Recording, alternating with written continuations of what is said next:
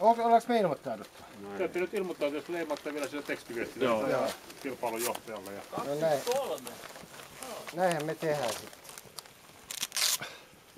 Laita numero.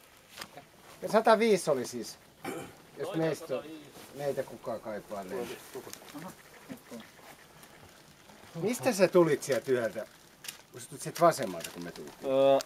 Olit sä vetänyt jonkun oma koukero? Mistä?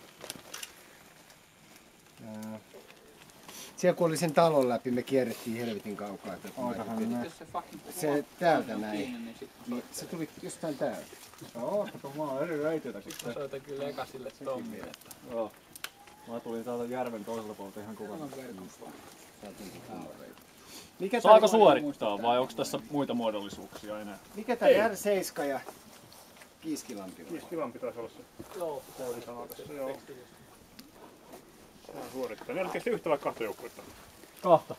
Joo. Oliko Kari molemmat? Joo, siis 213 ja 5. Eli nyt me lähdetään vaan heittämään tää rundi. Suunta on kai vapaa valinta. Joo, suunta on vapaa. Se on semmoinen, kyllä se alle vartin pitäisi mennä. Nyt kaverilla on kartta, niin mennään sinne.